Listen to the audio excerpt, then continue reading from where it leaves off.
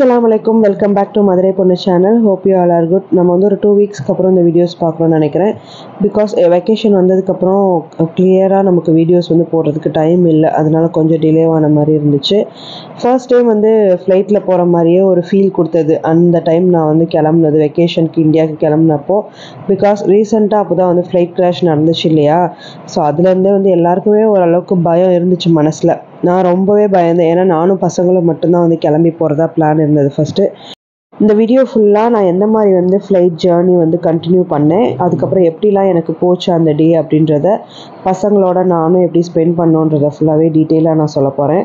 So video கண்டிப்பாக இன்ட்ரெஸ்டிங்காக இருக்கும் உங்களுக்கு. வீடியோ வந்து மறக்காமல் ஸ்கிப் பண்ணாமல் பாருங்கள். சப்ஸ்கிரைப் பண்ணாதவங்க சப்ஸ்கிரைப் பண்ணிட்டும் பாருங்கள். எப்போ இந்தியா கிளம்புறதுனாலும் பிஃபோர் 3 ஹவர்ஸே வந்து கிளம்பிடுவோமா. பட் அன்றைக்கி வந்து ரொம்ப த்ரில்லிங்காக இருந்த மாதிரி இருந்தது. ஏன்னா நாங்கள் கிளம்புனதே வந்து 2.5 பிஃபோர் தான் கிளம்புனோம்.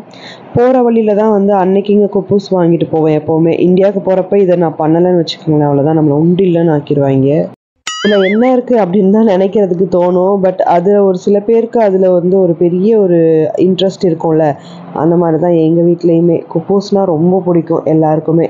அதனால் அதை கொஞ்சம் ஃப்ரெஷ்ஷான பேக்கெட்டாகவும் அன்னைக்கு டேட்டில் உள்ளதாக பார்த்து தேடி பிடிச்சி நான் வாங்கிட்டு போயிருந்தேன். நமக்கு வந்து கரெக்டாக ஒரு மீல் வந்து 600 rupees வரும் பர் பர்சனுக்கு. ஸோ அது ரொம்ப ஜாஸ்தியாக தெரியும், அந்த அளவுக்கு அவ்வளோ ஒர்த்தாகவும் இருக்காது. அதனால இந்த டைம் என்ன பிளான் பண்ணேன் அப்படின்னா, பசங்களுக்கு பர்கரும் எனக்கு ஷவர்மாவும் வாங்கிட்டே போயிடலாம். ஏன்னா போய் உட்காந்தோடனே நம்ம சாப்பிட்டுட்டோம்னா அதுக்கப்புறம் நமக்கு பசிக்காது, அதோட தூங்கிட்டு வந்துடுவோன்ற பிளானில் வந்து வாங்கிட்டே போயிட்டேன். எங்கேயுமே சரி, இந்த பார்க்கிங் டிக்கெட் ரொம்பவே முக்கியம்னு சொல்லுவாங்க இல்லையா. இது இல்லாட்டினா நமக்கு வந்து அமௌண்ட் ரொம்ப ஜாஸ்தி ஆகிடும். யூஏயில் அது மஸ்ட்டு ஃபாலோ பண்ணுவாங்க. அதுக்கப்புறம் சரி லக்கேஜ்லாம் போட்டுட்டு நான் எப்போவுமே லக்கேஜ் போடுறப்ப என்ன பண்ணுவேன்னா, என்ன தான் வீட்டில் மிஷினில் செக் பண்ணாலுமே அங்கே உள்ளே போயிட்டு எனக்கு ஒரு தடவை செக் பண்ணால் தான் கொஞ்சம் சாட்டிஸ்ஃபைடாகவே இருக்கும். அந்த மாதிரி அங்கே போயிட்டு கரெக்டான வெயிட்டில் இருக்கா எல்லாமே அப்படின்ற மாதிரி செக் பண்ணோம். எனக்கு கரெக்டாக என்னோடய வெயிட்டுக்கு வந்து 1 பாயிண்ட் கிட்ட கம்மியாக வந்து இருந்தது. ரொம்ப ஹாப்பியாக அதோட கிளம்பியாச்சு. ஏன்னா லக்கேஜ் வெயிட் வந்து ரொம்பவே ஸ்ட்ரெஸ் கொடுக்கும் அந்த கிளம்புற டைமிங்கில். எங்கே கூட போச்சுன்னா அங்கே போய் நம்ம பே பண்ணுவோமே அப்படின்றதுனால. ஸோ அதுவே கிளியர் ஆகிடுச்சு அப்படின்னா இன்னும் நமக்கு மைண்ட் ஃப்ரீயாக இருக்கும். நாங்கள் போன அன்னைக்கு பயங்கர ரஷ்ஷாக இருக்கும். என்னதான் நாங்கள் போயிருந்தாலுமே எப்போவுமே உள்ளே ட்ராப் பண்ணுறதுக்கு யூஏ பொறுத்த வரைக்கும் ஒரு டிக்கெட் மட்டும் நம்ம எடுத்துக்கிட்டு உள்ளே வந்து சென்ட் ஆஃப் பண்ணுறதுக்கு ஒருத்தர் மட்டும் கூட வரலாம். ரொம்ப க்ளோஸ்டு ரிலேட்டிவாக இருக்கிற ஒருத்தர் மட்டும். எனக்கு என்னோடய ஹஸ்பண்ட் வந்திருந்தாங்க.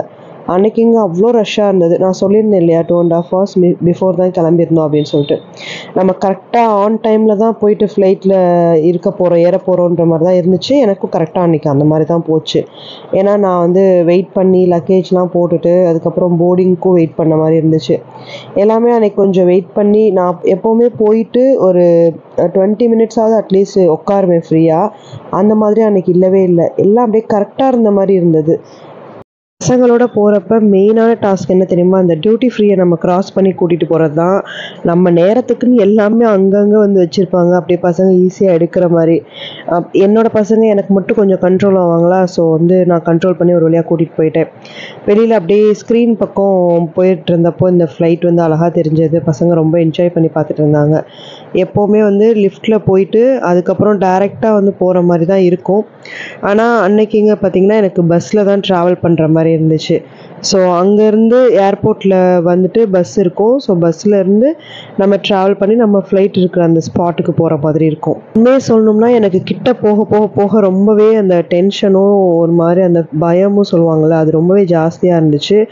அதுவும் ஏர் இண்டியா ஃப்ளைட் கிராஷ்ன்றதுனால ரொம்ப பயந்துகிட்டே தான் நான் ஏறிட்டு இருந்தேன். முன்னாடியே அந்த ஃப்ளைட் எல்லாமே சுற்றி பார்த்த மாதிரி இருந்துச்சு. எல்லாம் கரெக்டாக இருக்கான்ற மாதிரி ஒரு செகண்ட் நான் நின்று பார்த்துட்டு போன மாதிரி இருந்துச்சு.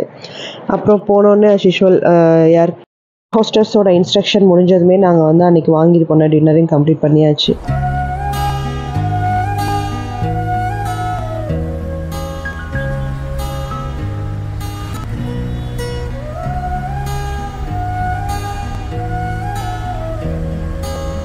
ஃப்ளைட் ஏறிட்டோம். ஆல்மோஸ்ட் லேண்ட் ஆகிற டைம் வந்தப்போ தான் எனக்கு இந்த ஒரு பிஜிஎம் வந்து மனசில் ஓடிச்சு. அதை தான் நான் இங்கேயுமே ப்ளே பண்ணியிருக்கேன். எப்போவுமே வந்து கொஞ்சம் டிலேவாக தான் லேண்ட் ஆகும். அன்னைக்குன்னு பார்த்திங்கன்னா ஆன் டைமில் வந்து ஃப்ளைட் லேண்ட் ஆன மாதிரி இருந்துச்சு. நாங்கள் முன்னாடியே வந்து சீட் புக் பண்ணியிருந்ததுனால கொஞ்சம் சீக்கிரமாகவே நாங்கள் வெளியே வந்த மாதிரி இருந்துச்சு. எங்களுக்கு முன்னாடி பார்த்திங்கன்னா எங்களோட ஃப்ளைட் ட்ரைவ் பண்ணிட்டு போன அந்த பைலட் வந்து போனாங்க. அவங்கள பார்த்ததுமே எனக்கு வடிவேல் காமெடி தான் ஞாபகம் வந்துச்சு. உங்களுக்கு கோடான கோடி நன்றிப்பா அப்படின்ற மாதிரி தான் ஒரு ஃபீல் இருந்தது. இந்த இடத்துல நான் ஒரு பெரிய ஸ்ட்ரகிள் ஃபேஸ் பண்ணேன். அப்போக்கின்னு பார்த்து ஹெல்ப்புக்கு எனக்கு ஆளே வந்து கிடைக்கல. நிறைய பேர் ஹெல்ப்புக்கு கூப்பிட்டுருந்ததுனால ஹெல்ப்பர் இல்லாமல் 2 ட்ராலியுமே வந்து நான் ஒரு ஆளே வந்து மாற்றி தள்ளிட்டு ஒரு வழியாக எப்படா ஃபேமிலி வந்து வெளியில் பார்ப்போன்ற மாதிரி வந்து பார்த்த மாதிரி இருந்துச்சு. குட்டீஸ்லேருந்து நாங்கள் வரைக்கும் எல்லாருமே ரொம்ப ஹாப்பியாக இருந்தோம்.